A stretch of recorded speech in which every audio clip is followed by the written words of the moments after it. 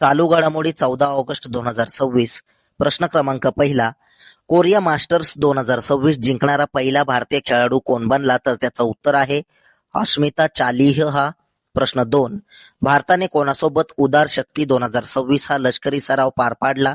तर त्याचं उत्तर आहे मलेशिया देशासोबत. प्रश्न 3.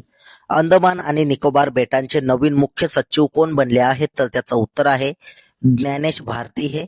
प्रश्न 4 पाहूया. भारताच्या आंतरराष्ट्रीय सांस्कृतिक सहभागासाठी सांस्कृतिक मंत्रालयाची कोणती योजना एक व्यापक चौकट म्हणून काम करते? तर त्याचं उत्तर आहे जागतिक सहभागिता योजना.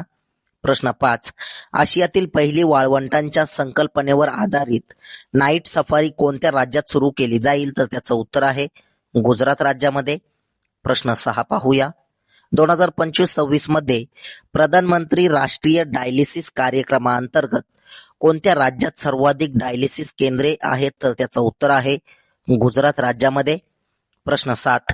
कच्च्या तेलाच्या गळतीमुळे अलीकडे चर्चेत आलेली हल्लनियात बेटे कोणत्या देशात आहेत? तर त्याचं उत्तर आहे ओमान देशामध्ये. प्रश्न 8 पाहूया. भारताचे उच्च शिक्षण सचिव म्हणून कोणाची नियुक्ती करण्यात आली आहे? तर त्याचं उत्तर आहे दीप्ती गौर मुखर्जी यांची. प्रश्न 9. 7.4 तीव्रतेच्या भूकंपानंतर अलीकडेच कोणत्या देशात राष्ट्रीय आणीबाणी जाहीर करण्यात आली आहे? तर त्याचं उत्तर आहे कोलंबिया देशामध्ये. प्रश्न 10 पाहूया.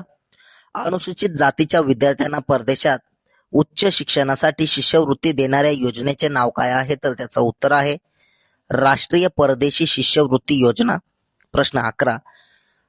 डॉक्टर MP परमेश्वरम यांचे नुकतेच वयाच्या 91व्या वर्षी निधन झाले, ते कोण होते? तर त्याचं उत्तर आहे शास्त्रज्ञ. प्रश्न 12. भारतीय नौदलाच्या next generation offshore petrol vessel Shruti yard 3037 चे जलावतरण कुठे झाले? तर त्याचं उत्तर आहे garden rich shipbuilders and engineers इथे. प्रश्न 13 पाहूया. सार्वजनिक माहिती सहजपणे शोधता यावी यासाठी कोणत्या राज्य सरकारने अलीकडेच तथ्यकोश नावाचे व्यासपीठ सुरू केले आहे? तर त्याचं उत्तर आहे कर्नाटक राज्याने. प्रश्न 14. दरवर्षी जागतिक हत्ती दिवस केव्हा साजरा करण्यात येत असतो? तर तो 12 ऑगस्टला. प्रश्न 15. भारत नामिबिया संयुक्त व्यापार समितीचे 4थे सत्र अलीकडेच कुठे आयोजित करण्यात आले होते? तर ते नवी दिल्ली येथे. प्रश्न 16 पाहूया. QS जागतिक विद्यापीठ क्रमवारी 2027 च्या आवृत्तीमधील भारतातील सर्वोच्च मानांकित संस्था कोणती आहे? तर त्याचं उत्तर आहे भारतीय तंत्रज्ञान संस्था दिल्ली. प्रश्न 17. Bharat America civil space joint working ग्रुपची 9वी बैठक अलीकडेच कोणत्या शहरात झाली? तर त्याचं उत्तर आहे बेंगळुरू इथे. प्रश्न 18. भारतातील सर्वाधिक दूध उत्पादन करणारे राज्य कोणते आहे? तर त्याचं उत्तर आहे उत्तर प्रदेश राज्य. प्रश्न 19 पाहूया. ग्रामीण ज्ञान सेतू हे ॲप कोणी सुरू केले आहे? तर त्याचं उत्तर आहे अमित शाह यांनी. प्रश्न 20. कोणत्या राज्य सरकारने अलीकडेच तथ्यकोश नावाचे ओपन सोर्स सार्वजनिक डेटा पोर्टल सुरू केले? तर ते कर्नाटक राज्याने. प्रश्न 21 तुमच्यासाठी. UK संसदेत ग्लोबल प्रेस्टिज अवॉर्ड कोणाला देण्यात आलेला आहे? याचं उत्तर कमेंट बॉक्समध्ये नक्की सांगायचं आहे.